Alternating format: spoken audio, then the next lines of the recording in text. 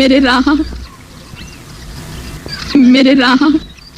नहीं नहीं महात्मा, कृपा करके इन फूलों को न रोंदिए, ये मैंने अपने राम के लिए बिछाए हैं। अरे पगली, जैसे श्री राम आज और अभी आने वाले हैं, ऐसा करते तुझे कितने वर्ष बीत गए।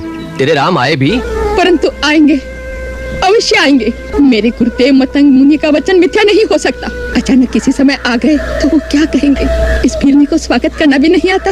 मेरे इन फूलों से किंचित हटकर चले तो आपकी मुझ पर बड़ी कृपा होगी। चलो आओ, हम किसी और मार्ग से चलते हैं। आओ। मुझे तो कभी कभी ऐसा लगता है जैसे कि बिल्ली पागल हो गई हो। भक्ति और पागलपन में अधिक अंतर नहीं होता। भक्त पागल ही जैसा दिखाई देता है। शबरी महातपस्विनी है, उसमें सिद्धि का अहंकार लेश मात्र नहीं है। यही एक सच्चे भक्त की निशानी है। मेरे राम, मेरे राम, आप फिर आ गए मेरे फूलों में। कौन है आप? हम माता शबरी के पास जाना चाहते हैं। आप कृपया हमें इनकी कुटिया तक पहुंचा देंगे? लेकिन आप है कौन? मैं राम और ये मेरा छोटा भाई लक्ष्मण।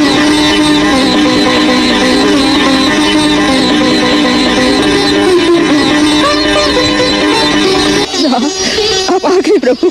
मैं छठवती आपको पहचान नहीं पाई प्रभु। मुझे क्षमा कर दो प्रभु। प्रभु क्षमा कर देना प्रभु। मैं छठवती आपको पहचान नहीं पाई। आप दयालु हैं, मुझे क्षमा कर देना प्रभु। मेरे प्रभु आइए, मेरे प्रभु आइए, आइए। पधारिए प्रभु, पधारिए। से आज मेरी कुटिया पवित्र हो गई। मैं आपके चरण पखारती हूँ। नहीं नहीं माता, अब इसकी कोई आवश्यकता नहीं। तुम्हारे स्नेह भरे अश्रुओं से मैं पहले ही पवित्र हो गया। आपको भूख लगी होगी ना? हाँ, मैं फल लेकर आती हूँ। बरसों से प्रतिदिन आपके लिए मैं मीठे मीठे बेर लेकर आती हूँ प्रभु। बरसों से।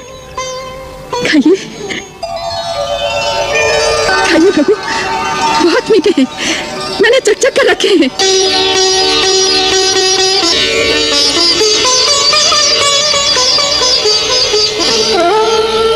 खाइए प्रभु। लक्ष्मण खाओ।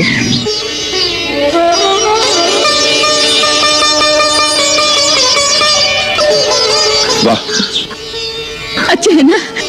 इनकी प्रशंसा के लिए शब्द नहीं है मेरे पास। इतने वर्षों बाद ऐसा लगा जैसे माता कौशल्या अपने हाथ से खिला रही हो। लक्ष्मण, ऐसे मीठे फल तो भगवान को वैकुंठ लोक में भी नहीं मिल सकते।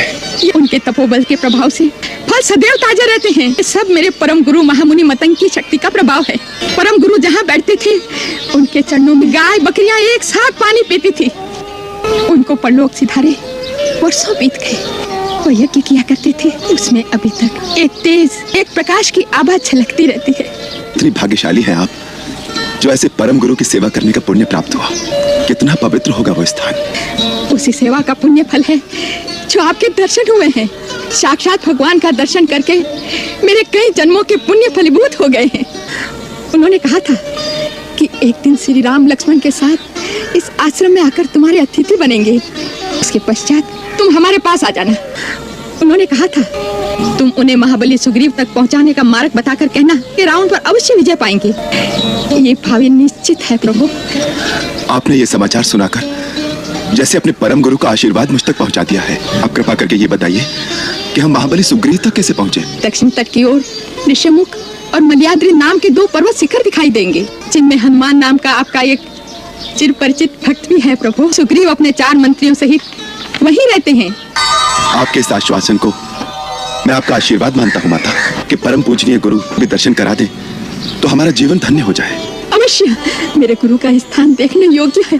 आइए, पधारिए।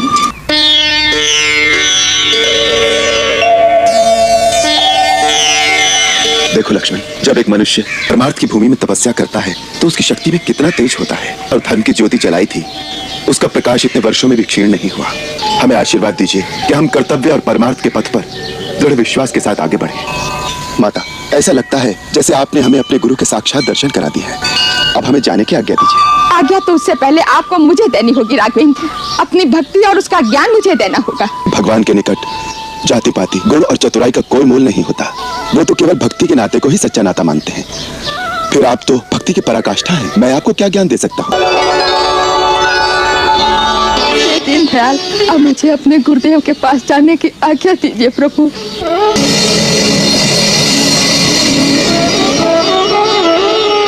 माता, आपका मार्ग भक्ति की ज्योति से प्रकाशमान हो।